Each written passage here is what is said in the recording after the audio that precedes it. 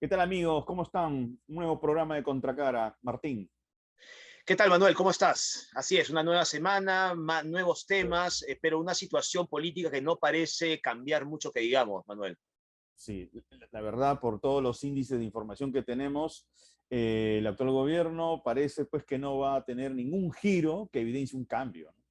Siguen Así en es. su misma línea, en la misma línea que significa no atender de manera asertiva los problemas que han surgido, ¿no? Pero no solo eso, Manuel, que ya es grave lo que dices, porque el papel de un gobierno es exactamente eso. Yo también quería agregar, pues, el nivel de crispación que existe, ¿no es cierto? Por parte, por ejemplo, del primer ministro, que constantemente arremete contra los medios de comunicación, ¿no es cierto? Que constantemente está en una actitud, pues, de agresión verbal, ¿no es cierto? Y creo que eso no calma las cosas, ¿no es cierto? Sobre todo que ya no es que hayamos superado el tema del paro de transportistas, porque todavía hay muchas cosas por resolver, pero luego se abrió un nuevo frente también en Cusco, ¿no? En relación, por ejemplo, a trabajadores que llegaron a paralizar el traslado de turistas en trenes hacia la ciudadela de Machu Picchu, ¿no? Sí, y no olvides que también hubo una huelga que ya estaba además prevista en la agenda, Es verdad. ¿m? Mm. Con 2 semanas de anticipación de los, no me equivoco, Controladores aéreos. Así controladores es. de vuelo, en Semana Santa. Entonces ahí la ministra Betsy Chávez, en fin, es una muestra más de lo que viene ocurriendo en todo el aparato estatal. Que por cierto, Manuel, huelgas en Semana Santa, o mejor dicho, en fechas muy señaladas, suelen ocurrir. Esto pasa en Perú y en todas partes del mundo. Lo que Lo que pasa es que ya ocurre es que tenía hay que prever. conocimiento, Exacto, el tema es exactamente. tenía 2 semanas de anticipación como para poder afrontar el asunto. Efectivamente, esa es la dificultad, ¿no? Entonces se sigue viendo cierto caos, cierta improvisación, y eso es lo que obviamente nos preocupa, Manuel. Y bueno, vamos a estar en este programa con Omar Aguapara, que él es director académico de la carrera de Ciencias Políticas de la UPC y analista político, y creo que va a ser interesante su posición, su valoración sobre lo último que ha ocurrido desde el punto de vista político, por supuesto, pero también desde el punto de vista social, económico, ¿no? Porque el tema es que ya la exaltación social es muy evidente, es Sin duda, clara. sin Y duda. eso, lo que más bien se puede vislumbrar es que va increciendo. Vamos a ver qué nos dice Omar Guapara sobre lo que él puede, en todo caso, prever en un mediano plazo sobre el gobierno de Pedro Castillo. Pero también, Manuel, vamos a ocuparnos de lo que ocurre en el exterior. Hemos sabido con preocupación, por supuesto, el inicio de una nueva ofensiva de Rusia contra Ucrania, contra algunas posiciones de Ucrania, sobre todo en la zona de Donbass. Y, por ejemplo, en Así va el mundo vamos a tener un espacio de Francesco Tucci en el que justamente va a hablar sobre esta nueva ofensiva. Sí, y es interesante poder considerar que la política de Vladimir Putin sobre el tema Ucrania ya para él no tiene punto de retorno. No, no, no, no hay. Va a seguir adelante Eso parece ser. hasta las últimas consecuencias. Y Entonces, eso, ahí tenemos, ojo, un tema que puede, en todo caso, explayarse, por decirlo de alguna manera, o conectar con otros países europeos. bueno, sí, ¿no? Suecia, Finlandia, que están pretendiendo entrar también o ser asociados de la OTAN, algo que no le hace ninguna gracia a Putin, que podría pues complicar todavía más las cosas, ¿no? Desde el punto de vista de Putin. Pero en fin, lo interesante también, Manuel, es que en este programa vamos a tener a Rafaelo Cárpena, que es un peruano, por cierto, estudiante, alumno de Derecho de la UPC, que ahora mismo está en Kiev, y creo que va a ser muy interesante su posición, no solamente que nos cuente lo que ocurre ahí, porque además es un experto y ha trabajado en el ACNUR, en la Agencia de la ONU para los Refugiados, y seguramente nos podrá contar cosas de primera mano sobre este drama humanitario de más de 5 millones de refugiados ucranianos. Sí, él ha venido, como tú dices, trabajando con refugiados, él está en Kiev, Así es. tiene una información de primera mano sobre el drama que se está viviendo en este país y veremos, según la información que él nos da, los testimonios, también qué se puede interpretar de lo que pueda pasar a futuro, al menos Exacto. con las personas que quieren salir de la zona. exactamente. Pero bueno, vamos, eso es más adelante. Vamos, si te parece, ya con la entrevista a Omar Aguapara sobre la situación que está atravesando nuestro país. Bien, vamos con Vamos. Omar Guapar entonces. ¿Qué tal, amigos? Retornamos con Contracara y ahora estamos con la presencia de Omar Guapara, director de la carrera de Ciencias Políticas de la UPC y también analista político. Omar, ¿qué tal? Nuevamente en un escenario controversial. ¿No tiene cuánto hablar de Hola, esto? Manuel, Martín, ¿cómo están? ¿Qué tal, no? Bienvenido. Eh, sí, sí, están como la de Mark Twain, ¿no? Esa frase de que, ¿cómo era la de, a pesar de los rumores, todavía sigue vivo Sí. el gobierno? Creo que es como que se ha cantado, se ha anticipado el final de este gobierno varias veces y ahí sigue, ¿no? Y se resiste, sobre todo, creo, eh, por lo por lo que tiene el Congreso, ¿no? Ese ha sido, creo que, su defensa, lo que evita cualquier fin anticipado por ahora, ¿no? Ahora, hay un sector, tú ya lo estás referenciando, de la sociedad que le pide la renuncia al presidente Pedro Castillo, exclusivamente porque en tan poco tiempo él ha mostrado, él y todo lo que representa, en todo caso, su gestión, una ineficiencia que no tiene precedentes, al menos en los últimos 30 años. Y bueno, a partir de allí, lo que hemos tenido más bien son respuestas evasivas, no a la renuncia, sino a dar un giro, ¿no? Un giro de timón y empezar a demostrar que las cosas, al menos cosas que podrían cambiar, no lo están haciendo. Por ejemplo, el tema de la salud. Vivimos una pandemia inédita en nuestras vidas y de pronto, en lugar de continuar con un ministro que venía teniendo una buena gestión, quizás el único ministro que tenía una buena gestión, lo sacan por un tema político, para darle una plaza, ¿no? Una concesión a un aliado político. En ese sentido, él hasta ahora no ha reflexionado sobre ese tipo de problemas. Es decir, no toma decisiones. ¿A qué crees Sí, que se debe eso, Omar? Es decir, ya hay demasiados ejemplos como para poder señalar que tendría él, por su propia supervivencia presidencial, dar cambios sensatos. porque es básicamente un equilibrio precario pero estable, ¿no? O sea, lo que estamos viviendo, lo que ha venido sucediendo en los últimos 8 o 9 meses, creo que ha reforzado más bien la idea de que debería el presidente, el ejecutivo, estar atento a cuál es la fuente de su supervivencia, ¿no? Y la lógica de la supervivencia es la lógica del cuoteo, es la lógica de ver cómo construir esta coalición que es precaria, que es débil, que es insuficiente para gobernar, para hacer cualquier cosa menos para Y sobrevivir. que es improductiva.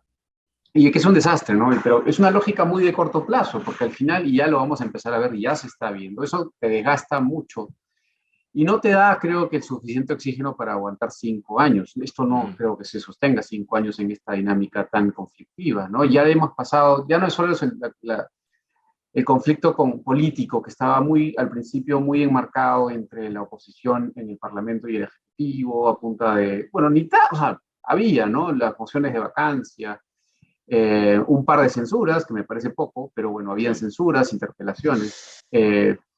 Y ahora más bien ya estamos viendo, creo, un reflejo de las pobres decisiones que se toman a nivel ejecutivo en sectores que son importantes. Tú mencionabas, Manuel, el caso de salud, donde no hay una explicación sensata más allá del poteo para explicar por qué sale Ceballos y entra Condori. Y cómo se toma después 5 días simplemente para poner al viceministro, ¿no? Exacto.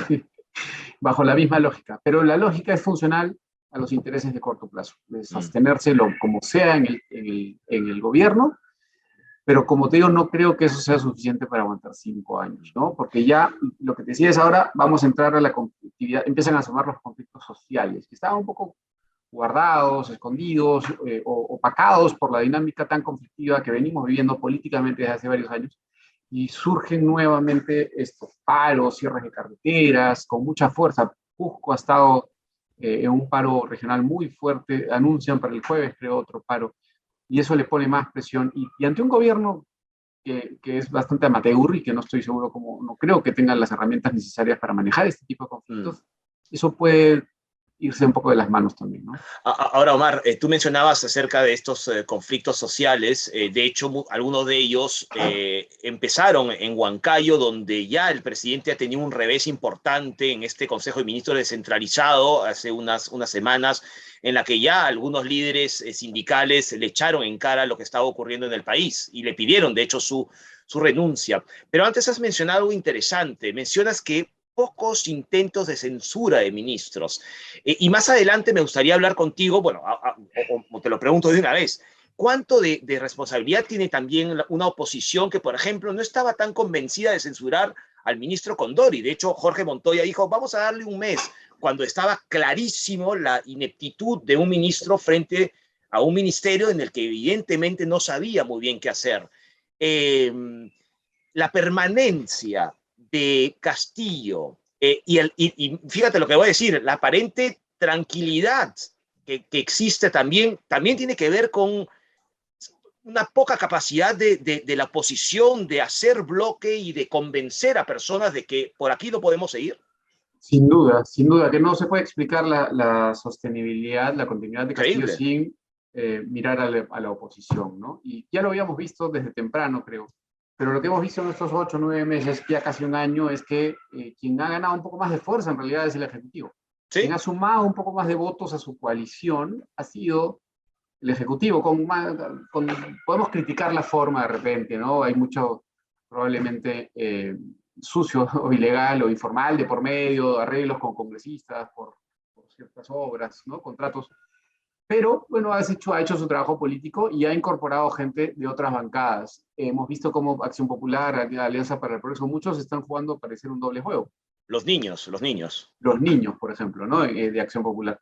Y del otro lado, la oposición más radical, la que ha estado enfrentando a este gobierno desde el principio, más bien no suma, no llega, no pasa, ¿no? Y creo que se sorprendieron cuando la moción de vacancias superó los 52 votos y llegó hasta 76 y hubo cierta emoción. Lo dijeron, ahora son 76. Y fue una falsa alarma, porque ese número bajó de nuevo a 55 el día de la votación. Y ese número 50, 55 es el número básicamente que se mantiene tal cual desde hace tiempo. Y no alcanza para mucho, no alcanza para realmente hacer una fiscalización eficaz, ¿no? De este gobierno. Ahora, ya hemos visto este escenario en otros tiempos que tienen que ver con las prebendas, ¿no? Las prebendas que ofrece el Ejecutivo a ciertas bancadas para poder blindarse mejor. Sin embargo, hay otro factor, otra variable que puede sacudir a un gobierno, a cualquier gobierno de cualquier país del mundo, que es la voz de la calle, pero ya de una calle cansada y hastiada. ¿Tú cómo evalúas el comportamiento de la ciudadanía frente a este gobierno? ¿Crees que se puede llegar en un corto plazo a un estallido social que obligue a Castillo por lo menos a tener decisiones radicales? Uy, se te apagó el micrófono. Se me apagó el micrófono. Ahora. Un poco de bulla ambiental al costado y quería bajarla. La calle y la carretera, ¿no? La calle y la carretera son dos factores importantes. Claro. Ya lo vimos un poco. Lo de la calle, lo de Lima fue un poco espontáneo, ¿no? A raíz de esa cuarentena. Que el presidente fue casi un autogol, ¿no? Eso, bueno, encierras a la gente en la calle y ¿qué va a hacer? Pues va a salir a marchar, y salió a marchar y sacaron 30.000 personas a la calle, pero venía atado a esto que habíamos visto que Martín mencionó de Huancayo, ¿no? En Ica, han habido 12 regiones movidas. Y el gobierno ha sido, creo que, tímido en su respuesta hasta ahora, un poco por el hecho de que no tiene cómo manejar esa situación, ¿no? Hay oficinas del Estado dedicadas a controlar, a prevenir, a dialogar, que estamos acostumbrados, tenemos 20 años lidiando con conflictos sociales en el Perú, básicamente. Y eso está desmantelado, también producto de la lógica del cuoteo. Y eso es un punto interesante porque lo que está sucediendo, y lo hemos visto esta semana en Cusco, lo vamos a ver esta semana también, es que los que están moviéndose son los que deberían ser el bastión electoral, la fuerza de Castillo electoral. Y ese es el sector de la población que más se ha desilusionado, donde la aprobación presidencial más rápido ha caído. ¿No? Porque ya sabes, o sea, no es de sorpresa que en Lima caiga la aprobación, bueno, no hay mucho por dónde caiga, que dónde iba a caer. Pero ese porcentaje, y te explica por qué estamos en 76% de desaprobación, es sobre todo porque era alta la aprobación sectores que hoy le están dando la espalda al gobierno. Y ese es un juego bastante peligroso en el que creo que está introduciéndose este gobierno. Entonces, Omar, sabemos que Lima no le dio la presidencia a Pedro Castillo, pese a que esos 40.000 votos, ¿no es cierto?, se registraron en algunos distritos limeños, sí, y claro, que probablemente ahí fue la diferencia. Entonces, Lima no le dio la presidencia. La que le dio la presidencia fueron varias regiones, sobre todo el sur, el centro. ¿Son esas regiones las que le pueden quitar la presidencia a Pedro Castillo, justamente no por las protestas en las calles, sino, como tú bien dices, las protestas en las carreteras? Es una posibilidad, va a depender de la fortaleza. Ahora, venimos arrastrando un problema de debilidad también de los movimientos sociales en el Perú en los últimos 20 años. No tenemos sindicatos realmente fuertes, no tenemos lo que era en su momento, no sé, CONACAMI, lo que era en su momento la FARTAC, lo que la Confederación Campesina del Perú. Todas estas organizaciones... Y lo que trasladaba a SUTEPA, además, ¿no? La SUTEP, ahora, ¿no? El sindicato de maestros, un poco dividido. Todas esas organizaciones sindicales, algunas de ellas ha sido que, bueno, son parte de un gobierno de izquierda, pero algunas de ellas también vienen muy debilitadas, muy desgastadas. El tema es ver si es que logran articular algún tipo de respuesta o protesta realmente nacional, efectiva, fuerte contra el gobierno. No hemos tenido nada parecido, creo, en los últimos 20 años. Han habido muchas protestas focalizadas, fragmentadas, dispersas por el país, que en algunas ocasiones han culminado de manera trágica, como el caso del Baguazo, hace ya más de una docena de años, pero que no escalaban, ¿no? No era como en otros países, como en Bolivia, como en Argentina, como en Chile, como en Colombia, donde sí había una articulación y escalaban y llegaban incluso hasta la capital, hasta la ciudad donde estaba el presidente. Eso juega a favor de este gobierno, en el sentido que Lima está lejos de un poco donde está pasando pero sí hay una posibilidad de que eso se convierta en algo, en una presión social fuerte, ¿no? Y que pueda forzar, dependiendo de la situación, y lamentablemente eso implicaría también muertos y una tragedia y hechos de sangre violentos. Pero lo mencionaba lo de Huancayo, perdona Manuel, lo mencionaba lo de Huancayo porque finalmente Huancayo, región Junín, es el bastión de Perú Libre y es el bastión de Vladimir Cerrón. El hombre fuerte en la sombra, digamos, aparentemente de este gobierno, ¿no? Y es ahí donde Castillo recibió las críticas más fuertes, más duras. Sí, aunque hay que destacar que Junín fue uno de los porcentajes de estos, una de las provincias, una de las regiones donde no hubo este voto tan claro en favor de Perú Libre. Sí, creo que nos querían decir algo, porque nosotros ya los conocemos, tengan cuidado. Ya había un pasivo, ¿no? Había un pasivo. Claro, sabían, ¿no? Y le han tenido, son los que menos paciencia le han tenido, un poco sabiendo lo que venía, ¿no? De alguna manera, han sido gobierno 2 veces ahí en la región. Omar, justamente Martín ha invocado el nombre de Vladimir Cerrón, y yo te quería hacer la siguiente pregunta.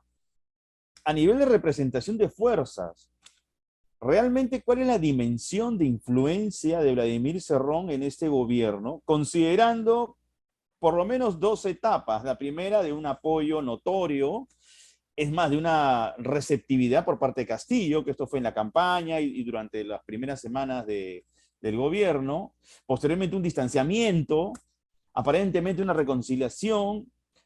O sea, en ese contexto y bajo ese tipo de variables, ¿realmente Cerrón tiene fuerza o es una construcción un poco ficticia también? Es una buena pregunta. Creo que lo que estamos viendo hasta ahora es que él le cuesta mucho a Castillo. O sea, sí creo que hay una diferencia entre ambos, no son lo mismo. Creo que Castillo es mucho más pragmático, no es tan ideologizado como Cerrón, no comparte necesariamente eso. Él dice, no, yo no soy ni marxista ni comunista, yo soy un hombre del pueblo, ¿no? Y sale con esas frases. Que no encajan muy bien con la ideología de Perú Libre, de su marxismo, leninismo, mariateísmo, pero sí le da cierta seguridad, cierto confort en la bancada que lo cobija, ¿no? En el hecho de que Perú Libre es la garantía de que este gobierno se sostenga. Entonces creo que es más creo que en algún momento Fernando Vivas lo llamaba como un matrimonio de conveniencia, ¿no? En el sentido de que Cerrón lograba, no tiene la chance de impulsar todo lo que él quisiera, desde la Asamblea Constituyente y la Revolución, y ser todo lo socialista que él quisiera de repente el país, pero le da acceso al poder y le permite tener control sobre unos ministros, sobre unos ministerios, salud, ya lo vimos con Condori, y ahora con su vice, energía y minas. Él creo que ha enfocado de manera disciplinada su atención en algunos ministerios sin ir por la gran batalla, ¿no? Nunca se preocupó mucho por el MEF, nunca se preocupó mucho por otros ministerios, dejó que otros tomaran eso y él se acomodó en un par, dos, tres ministerios, entendiendo creo que era una lucha un poco más larga y entendiendo probablemente que no tenía la fortaleza tampoco para impulsar una agenda tan maximalista. Y Castillo cede, porque no le cuesta tanto, y a cambio recibe los votos de la bancada que le dan cierta estabilidad, ¿no? Entonces,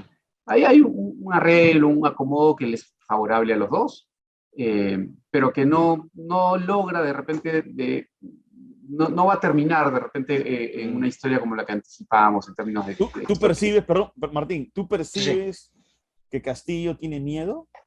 ¿Que es un hombre temeroso?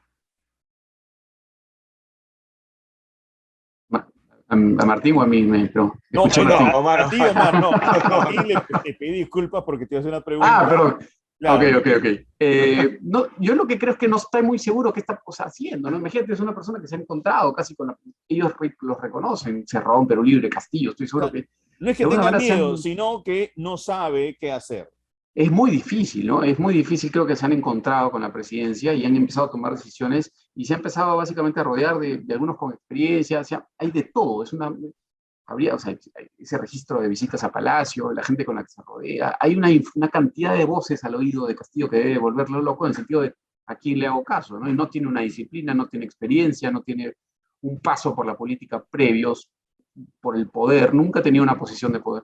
Y eso es difícil, imagínate el día de mañana despertar y llegar a ser presidente del Perú. Ni siquiera tenemos que especular respecto a sus intenciones, simplemente lo estamos viendo sobre lo que está haciendo hasta ahora y lo que ves es que debe tener una cantidad de voces a su alrededor y decide en función de las urgencias que van surgiendo, ¿no? Omar, ¿tú crees que el factor del cardenal Barreto, que ha tenido una reunión con Castillo hace unos días, pueda ser importante? Bueno, la reunión la tuvo en Jueves Santo, ¿no? No sé si algo tendrá que ver esto o algo significará, pero ¿tú crees que ese factor pueda realmente ser importante? Porque el cardenal Barreto salió diciendo que iba a haber un cambio radical, ¿no? En el gabinete. ¿Tú crees que puede ser una influencia?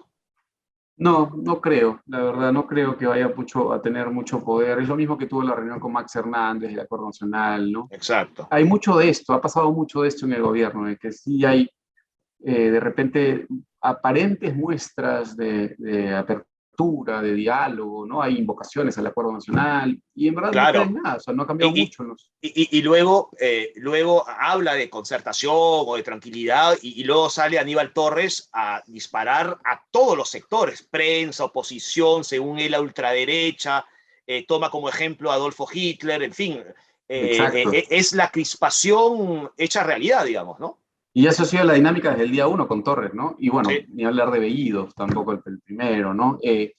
No hay una brújula, no hay en una posición tan importante como la que podría tener el presidente del Consejo de Ministros, que normalmente ha desarrollado una función puede ser desde pararrayos hasta aquel que busca el diálogo con las fuerzas políticas, Claro, no como hay portavoz del Ejecutivo.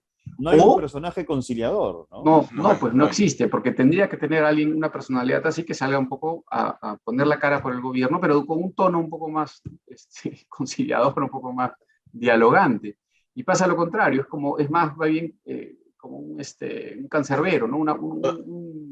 Una persona que sale más bien a defender. Mirta Vázquez fue lo más parecido a eso, digamos, ¿no? Pero claro. Exacto, ¿no? Pero sin tanto peso político y aparentemente ninguneada por el gobierno, ¿no? Entonces ella salía a decir algo y el mismo gobierno desmentía sus dichos al momento, con cualquier acto, con cualquier nombramiento, ¿no? Y eso fue, bueno, no duró nada, duró 3 meses. Ahora, Omar, justamente ese tema de Mirta Vázquez que tiene vinculación con un sector de la izquierda, era evidente, predecible, que ellos iban a tener que salir, no iban a poder compartir el poder. Esa ilusión de Verónica Mendoza, ¿de dónde crees que provenía? Si ya se podía intuir que eso no iba a tener éxito.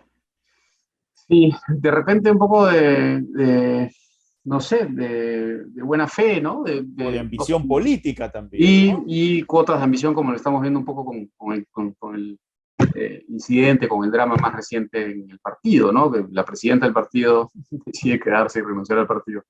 Ahí ya dices qué cosas están construyendo o a qué aspiran, ¿no? Porque, o sea, si de repente hubo una gota de buena voluntad de decir, bueno, vamos a contribuir con cuadros, un poco, que es lo que se intentó ver al inicio con Pedro Franque, ¿no? Que incluso parece que negoció, no juró el mismo día, puso ciertas condiciones. Es verdad, sí. Eh, pero ya rápidamente lo es, ¿no?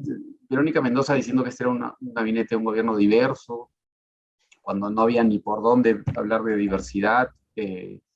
Creo que ya ahí, y ellos se han dado cuenta, no han pasado ni 8 meses y ya salieron por la pata de los caballos, ¿no? Ya salieron quemados. Y un drama de todo eso es que la izquierda va a terminar muy golpeado, Eso. creo yo, electoralmente.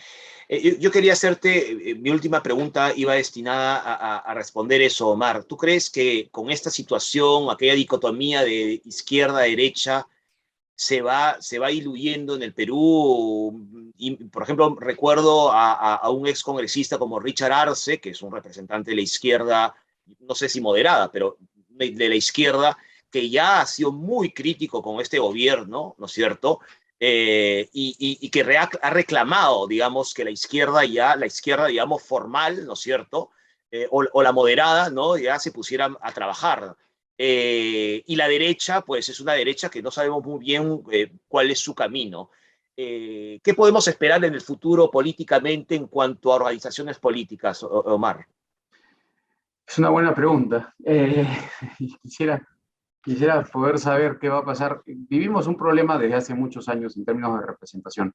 No existen realmente fuerzas políticas que representen las diversas voces, los diversos intereses, las diversas ideologías que pueden encontrar espacio en la sociedad. Y eso incluye de derecha a izquierda y todo lo, no solo eso, también hay otras dimensiones que pueden encontrar expresión. Y no existe, no hay fuerza política que logre encontrar eso. Y yo creo que lamentablemente es muy difícil encontrar históricamente que un sistema de partidos, que un partido político se reconstruya sin un evento de gran magnitud, una revolución, una guerra, una crisis profunda.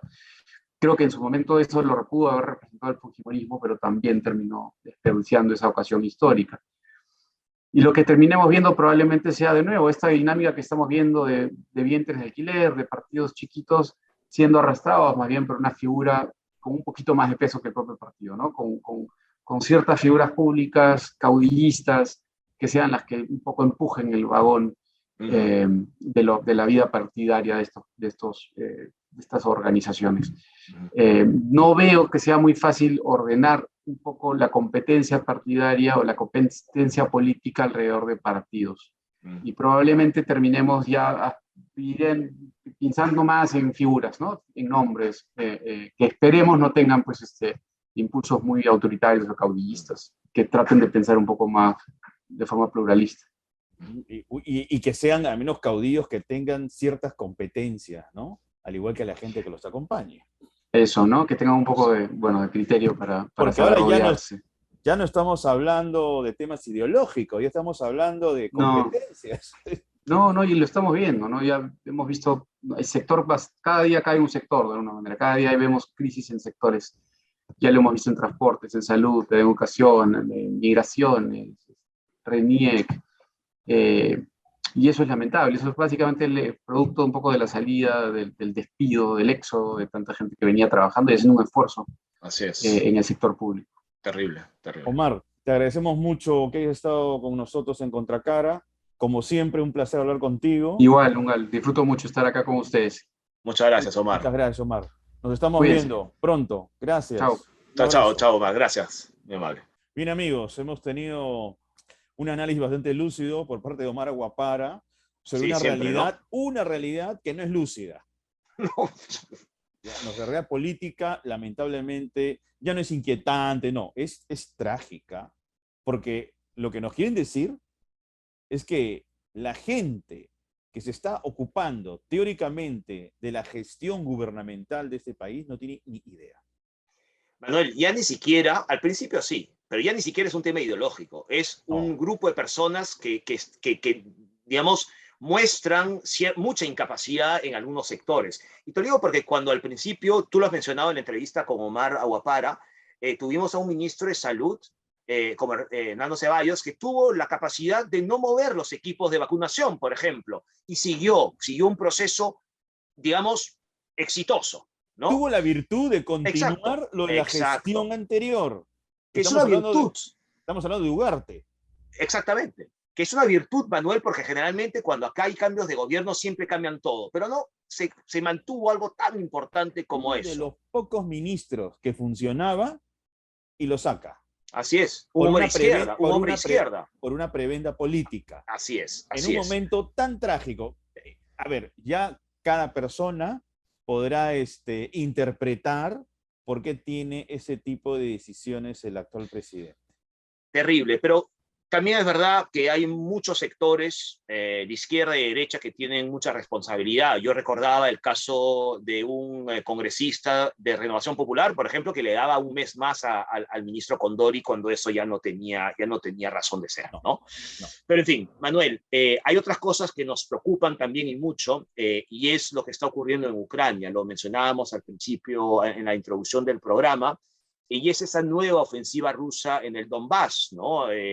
Y para eso nuestro colaborador, amigo y docente universitario, Francesco Tucci, en su sección de Así va el mundo, nos va a hablar sobre eso, nos va a explicar eso. Así es, entonces pasemos a escuchar a Francesco Tucci. Vamos.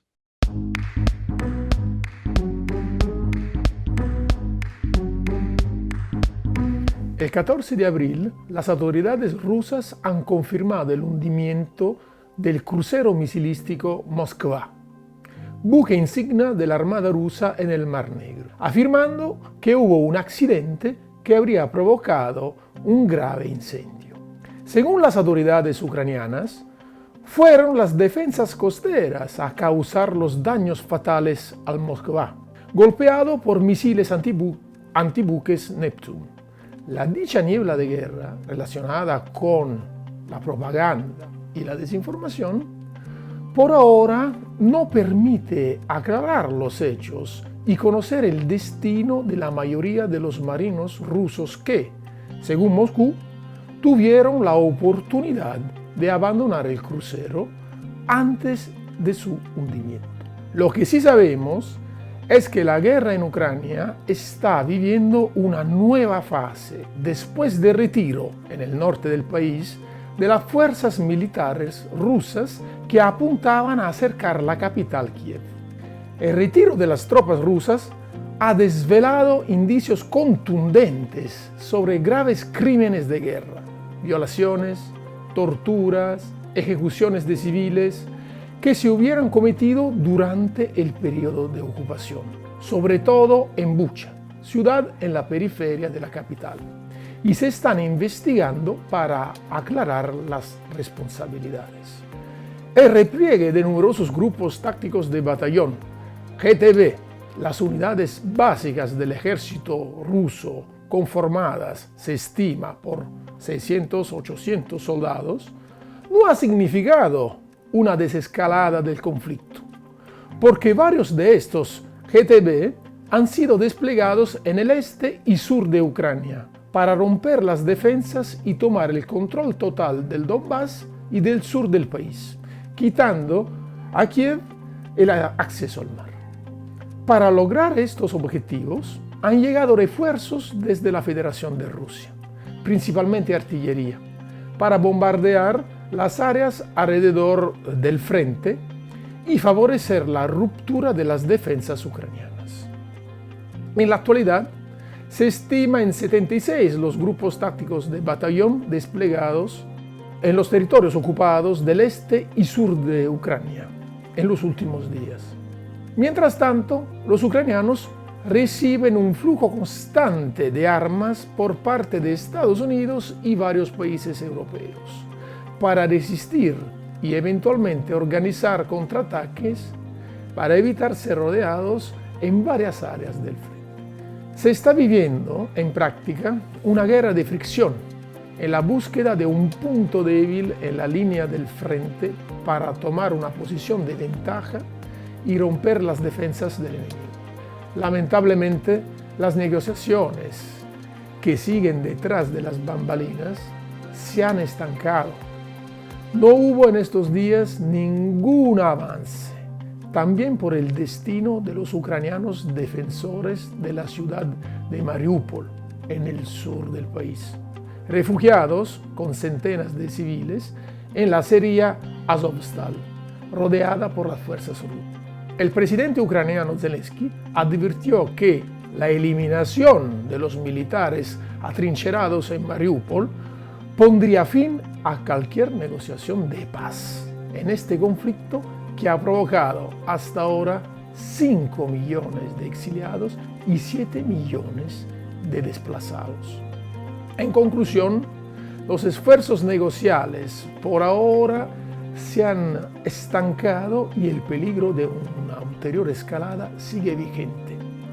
Así va el mundo. Hasta la próxima. Bien, Manuel. Bueno, lo cierto es que la ofensiva rusa está en pleno camino, la tercera ofensiva rusa, esta vez en el Donbass, ¿no es cierto? Y Ucrania resiste, pero sabemos muy bien. Sí, claro, porque el ejército ruso es muy poderoso. Sí, ahí hay un tema que tiene que ver también con la OTAN. Sí. Ya lo podemos desarrollar de manera más profunda en otra ocasión, pero la OTAN durante muchos años estuvo en conversaciones con Ucrania. A Rusia no le gustó eso y bueno, a partir de ahí se cogen de eso los rusos para tenerlo como argumento, ¿no? Sí, sí, es terrible. Pero en fin, acá quienes sufren son los pobladores, los ciudadanos comunes y corrientes como nosotros, y que en este momento están viviendo un horror, un horror. Y creo, Manuel, que vamos a tener un testimonio muy importante a continuación. Así es, por eso justamente vinculaba el tema de los ciudadanos y el horror. Sí. Exactamente. Vamos a tener la participación en la próxima entrevista de Rafaelo Carpena. Rafaelo es un ciudadano peruano que vive en Ucrania, que salió de Ucrania durante unas semanas cuando empezó el bombardeo en Ucrania, contra Ucrania. Pero esta vez está de vuelta en Kiev y bueno, en la próxima entrevista, Manuel, en la siguiente entrevista nos va a explicar qué es lo que se está viviendo en la capital ucraniana. Y hay que recordar que Rafaelo es estudiante nuestro de Derecho en la UPC. Él por un tema familiar ha ido nuevamente a Kiev porque estuvo allá, él tiene un niño que es ucraniano. Así es. Y este tema familiar ha servido como para que él también tome un rol importante, porque ha trabajado con la ACNUR. Exacto. Ha trabajado con otras organizaciones de refugiados, ayudando a varios ucranianos para que puedan salir de su país y salvar sus vidas. Él nos va a explicar, además, cómo son esos procedimientos y también nos va a hablar sobre que algunas personas no quieren, tienen miedo de salir de su país, porque hay características muy precisas que él las va a profundizar. Así que vamos de una vez con la entrevista que hemos tenido con Rafaelo Carpena. Bien, amigos de Contracara, como les habíamos anunciado, tenemos la suerte ahora de recibir a Rafaelo Carpena. Él es un ciudadano peruano que ahora mismo está en Kiev y que tengo entendido ha vuelto a Kiev hace unos días, obviamente después de la ofensiva rusa. Rafaelo es alumno de Derecho de la UPC, además graduado en Derecho Internacional por la Universidad de Alcalá de Madrid. Y luego ha seguido un diplomado en Derecho Humanitario por la Universidad de Ginebra y experto en migración, asilo y refugio en la Unión Europea. Rafaelo, bienvenido a Contracara y bienvenido a UPC TV. ¿Cómo estás, Martín? Muchas gracias por la invitación. Rafaelo, más allá de lo que queremos preguntarte, obviamente, en tu especialidad como en refugiados, digamos, y tu trabajo en la ACNUR, queríamos preguntarte cuál es la situación, cómo vives tú, o ahora mismo de madrugada en Kiev, cómo vives tú tu regreso a Kiev justamente con el asedio constante del ejército ruso. Pues bueno, he logrado ver una gran diferencia respecto a las necesidades básicas en la ciudad. Si bien en las primeras semanas de la guerra, hasta mediados del mes pasado, había una gran falta de suministros, falta de combustible, cortes de energía eléctrica, incluso interrupciones del servicio de agua potable en la ciudad, por lo menos aquí en la capital. Ahora veo que la mayoría de servicios están restablecidos. Si bien no podemos hablar de una normalidad en estricto, poco a poco, de forma gradual, se están rehabilitando los servicios de transporte. El metro sigue sin operaciones, se está prefiriendo mantener las estaciones de metro sin transporte en lo que se calma la situación para que se puedan seguir utilizando como refugios en caso de ataques aéreos. Regresé a Kiev desde Varsovia el jueves pasado y solo ese día, una vez por la tarde y en la noche, pude escuchar nuevamente las sirenas antiaéreas. En verdad, para mí, no haberlas escuchado más que en televisión y en películas, las primeras horas de este jueves 24 de febrero, 5 de la mañana, cuando empezó la invasión y el ataque de Rusia, justo por la frontera con Bielorrusia, tan solo 80 kilómetros de la capital, podíamos escuchar las detonaciones muy, muy cerca y las vibraciones del piso y los cristales de las ventanas. En verdad era, para mí fue terrorífico, fueron momentos de mucha incertidumbre, de mucho drama. Salir a la calle y ver que las familias corrían con lo que tenían puesto y con lo que podían coger, niños, mascotas. Los que pudieron salir de Ucrania las primeras 24 horas tuvieron muchísima suerte. Las primeras 24 horas no se había decretado el estado de excepción, por lo que los hombres todavía no estaban llamados mediante ley marcial a enlistarse en el ejército y pudieron escapar con sus familias. Es algo que he podido ver durante mi viaje y mi trabajo como voluntario en ACNUR y en Cruz Roja durante estas últimas 3 semanas en diferentes países de la Unión Europea. He estado en Francia, en España, en Italia y en Polonia, sumándome como voluntario con mi experiencia en asilo y refugio en la Unión Europea y asimismo viendo una forma de poder tener un espacio para trabajar, continuar con mis clases en la UPC y tener donde dormir. Como voluntario podía acompañar y acomodarme con el resto de refugiados, en lo que estoy a la espera de encontrar a mi niño. Mi niño está aquí en Ucrania, su madre es ucraniana y todavía estoy a la espera de poder retornar con él a Perú. Es por eso que he retornado a Ucrania después de mi dramática evacuación. Bien. Hola Rafaelo, te habla Manuel Erauskin. Tú tienes un tema familiar que estás resolviendo en este momento y eso es lo que te ha llevado a Kiev. Y quería preguntarte, desde esa cotidianidad además compleja, porque están asediados por el ejército ruso, ¿cómo se está organizando la mayoría de las personas que además pretenden salir de Ucrania rumbo a otros países, la mayoría, por ejemplo, Polonia, ¿no? Que es lo más factible para después de pronto ir hacia otros lugares de Europa? Pues Polonia es la principal vía de recepción de ucranianos. De los 7 millones de ucranianos que han sido desplazados fuera del país, casi 3 millones, de acuerdo a las cifras oficiales del ACNUR, han evacuado por Polonia. Recordemos que Polonia y Ucrania comparten una gran frontera, la tercera frontera más grande de Ucrania después de Rusia y Bielorrusia, y tienen unos vínculos históricos sociales muy arraigados. Muchos ucranianos optan principalmente por Polonia por la cercanía con el idioma, la similitud es muy grande después del ruso, y Polonia pues siempre al haber sufrido el asedio ruso en los años 70 y 80, se pone muy en la piel de los ucranianos y ha brindado una respuesta y La solidaridad. Segunda Guerra Mundial también, ¿no? Después de la Segunda Guerra fue Mundial, repartida o sea, repartieron Polonia con los rusos y con los alemanes, ¿no? Tal cual. El asedio de las fuerzas rusas en estos países de Europa del Este es algo que ha calado muy fuerte en la sociedad y puedo decir a nivel generacional. Incluso chicos de mi edad con quienes he estado compartiendo tanto en Eslovaquia, en República Checa, como en Polonia, me han comentado desde su perspectiva que fue en el país, cómo sintieron la ocupación de Rusia después de la Segunda Guerra Mundial o durante la Guerra Fría.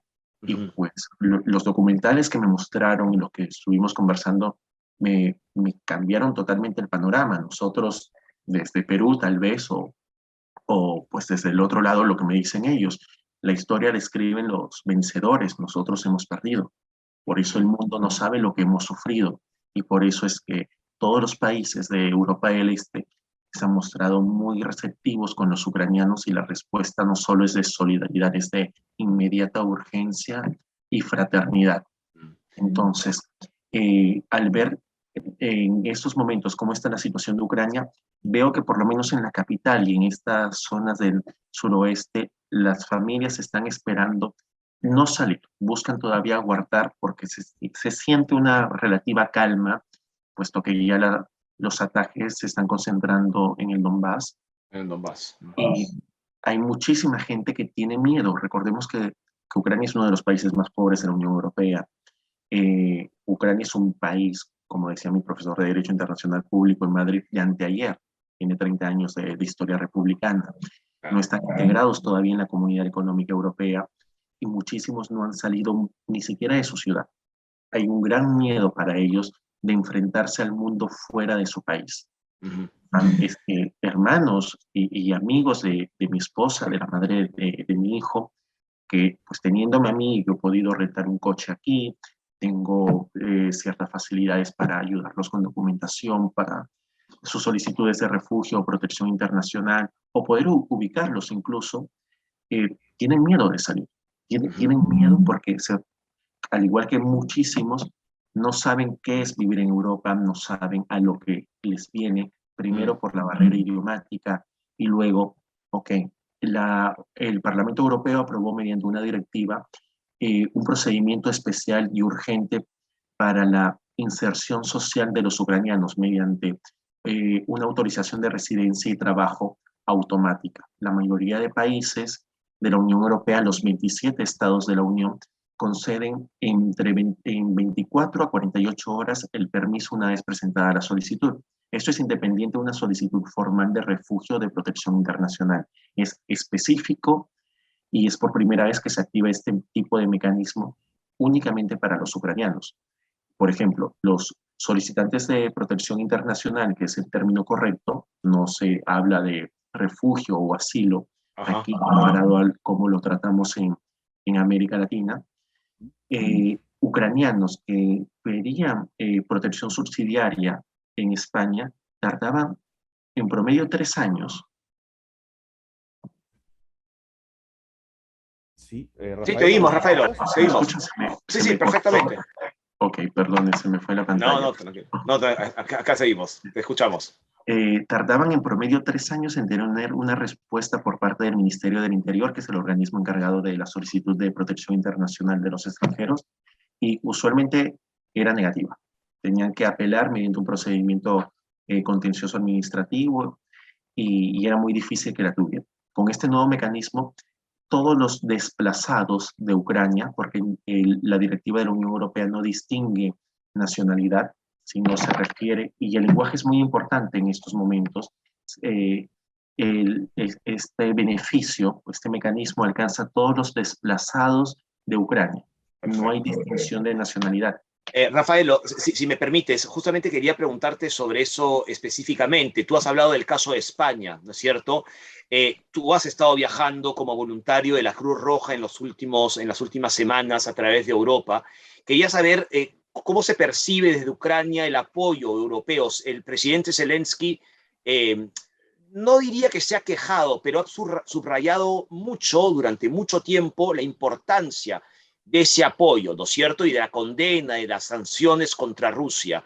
Y lo último, por ejemplo, el presidente del gobierno español, Pedro Sánchez, ha anunciado hace unos días la vuelta del embajador español a Kiev. Eso apunta a un mayor apoyo de la Unión Europea a Ucrania y de una, si me permites la expresión, una normalización de la situación de la relación de los países de la Unión Europea con Ucrania, pese a, por supuesto, cuando digo normalización, no es una situación normal, sobre todo por lo que estás comentando del miedo y de que la gente todavía está escondida tratando de refugiarse contra las bombas. ¿Tú crees que en Ucrania están sintiendo ese apoyo por parte de la Unión Europea? No, tenemos que hablar de 2 momentos en concreto.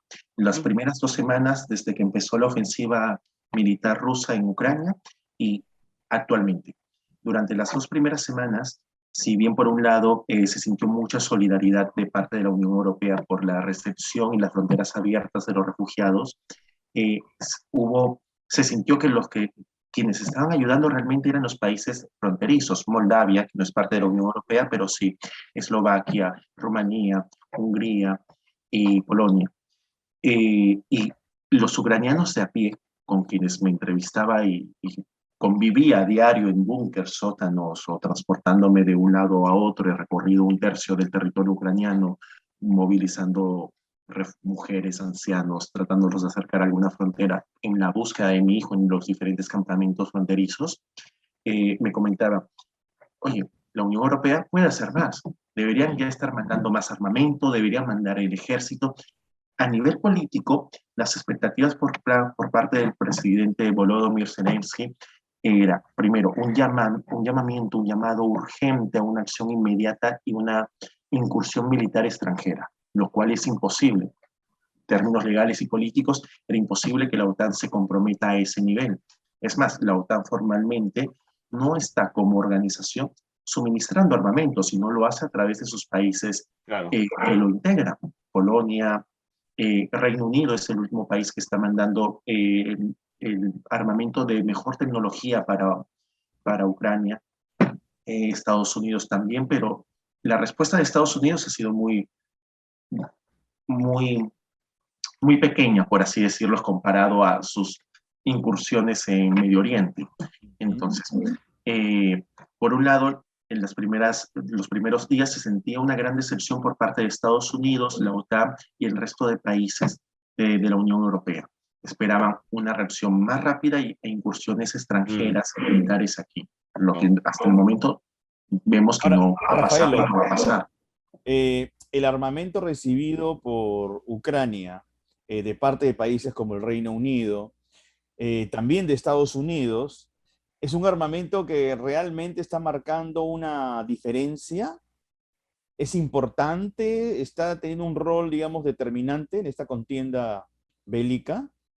Sí, definitivamente sí.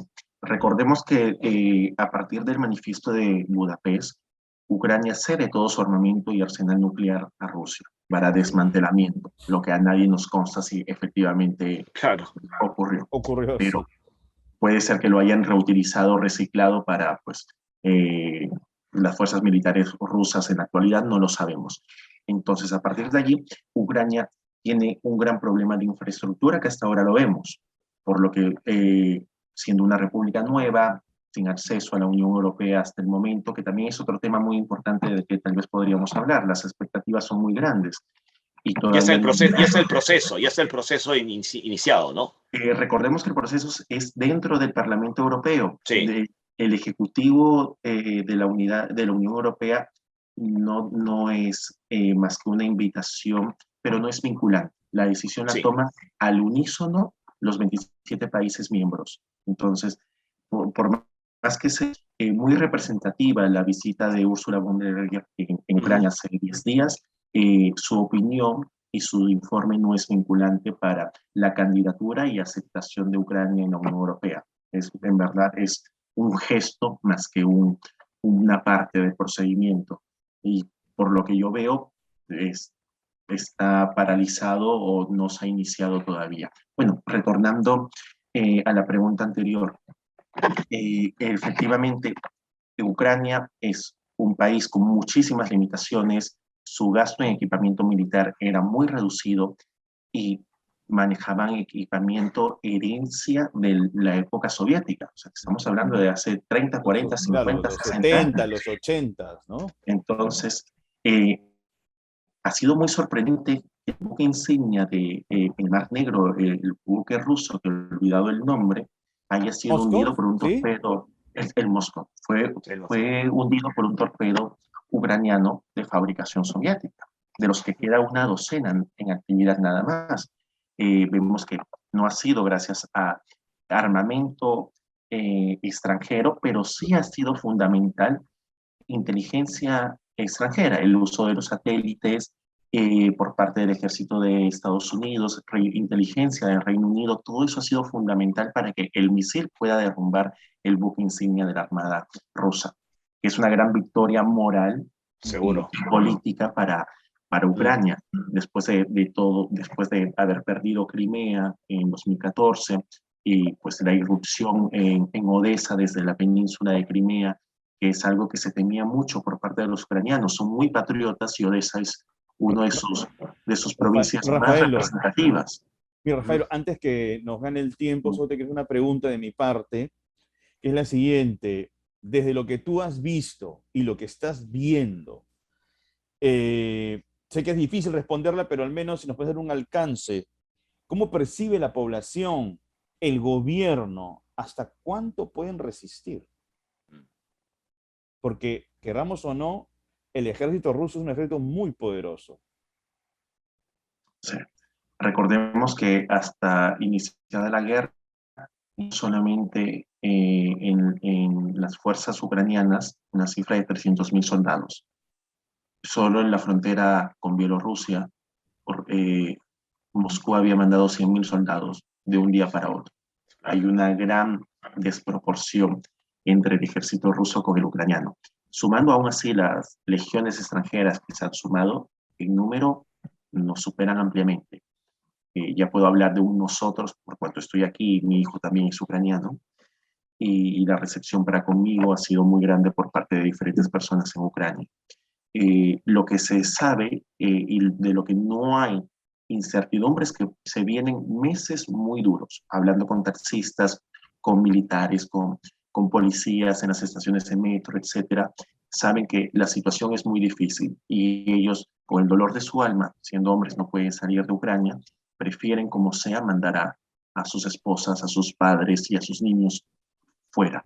Saben que si bien tal vez ya no hayan ataques como lo que estamos viendo ahora, están cesando los ataques, pero Coca-Cola quebró, todos los restaurantes de comida rápida extranjeros están sin operaciones. En la semana que llevo aquí solo he visto un restaurante abierto. Ya, eso es una gran muestra de lo que está pasando y de lo que se viene. Todavía los supermercados tienen los productos muy limitados, muy, muy limitados, y hay muchísima gente en las calles pidiendo dinero, vendiendo productos de sus jardines y de sus huertos familiares. Se están buscando la vida en las calles como pueden. Mucha gente tiene miedo, pues como lo comentábamos al principio, de salir, y otros no pueden, no tienen la suerte de tener un coche o de subirse a un tren o de tener a alguien que los reciba del otro lado de la frontera. Y los que están aquí saben que se vienen por lo menos 8 meses muy duros y saben que la guerra, por lo menos en el Donbass, va a tener más de 20 años de continuarse. Pues bien, Rafaelo, primero queremos desearte toda la suerte en tu búsqueda. Ojalá desde el punto de vista familiar tengas éxito muy pronto y luego, claro, toda la suerte del mundo en una situación que es muy complicada. Te seguiremos desde aquí, te deseamos lo mejor, obviamente, y obviamente muchísimas gracias por ofrecernos estos minutos. A ti, Martín. Muchas Manuel, buenas gracias, noches. Rafael. Muchísimas Muchas gracias. gracias. Muchas Hasta gracias, pronto. Rafaelo. Cuídate. Chao, chao. Gracias, hasta pronto. Bueno, Martín, amigos, es conmovedor escuchar a Rafaelo, porque hay un tema personal, como dijimos en la presentación de esta entrevista, que lo llevó él a Kiev nuevamente, y esta experiencia le ha permitido a él tener contacto con el sufrimiento de estas personas en una guerra, la verdad, sumamente desproporcionada. Tú bien, Martín, lo dijiste, Rusia posee un ejército sumamente poderoso, Claro. que se impone naturalmente al ucraniano. Ucrania lo que está haciendo es resistir con ayuda de armas que le envía el Reino Unido, Estados Unidos, pero ya sus pobladores ya viven una pesadilla desde Así hace es. varias semanas. Bueno, el caso es totalmente, hemos visto un testimonio muy humano por parte de Rafaelo, ¿no? Tú lo has mencionado, en busca de su hijo, en busca de su esposa, que es ucraniana, pero también nos ha explicado lo que sufren estos 7 millones de refugiados ucranianos. Manuel, que se dice rápido, ¿eh? 7 millones de personas que han tenido que salir de sus casas, de sus ciudades. Martín, Uruguay tiene 3,5 millones de habitantes. Ahí lo tienes, ¿no? Ahí lo tienes. Así que, bueno, creo que agradecemos nuevamente mucho a Rafaelo su testimonio y, por supuesto, de aquí nuestro deseo que todo salga bien desde el punto de vista familiar, ¿no? Y que, bueno, esta guerra acabe lo antes posible. Obviamente, ese es un deseo lógico, ¿no? Pero me parece, y él mismo lo decía, que esto puede durar mucho tiempo, ¿no? Sí, es lo que prevén muchos analistas, sobre todo por el tema del Donbass, ¿no? Que es estratégico para los planes de Vladimir Putin.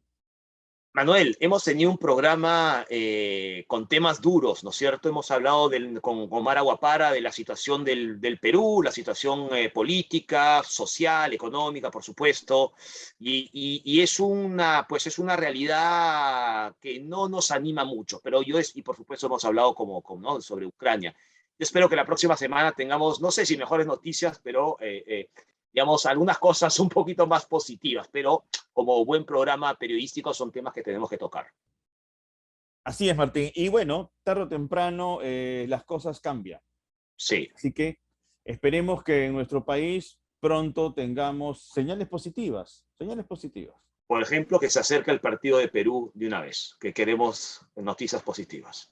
Sí, pero ya sabes, porque vamos a clasificar. Por Pero que el supuesto. gobierno no se cuelgue del éxito deportivo de estos muchachos porque no le pertenece.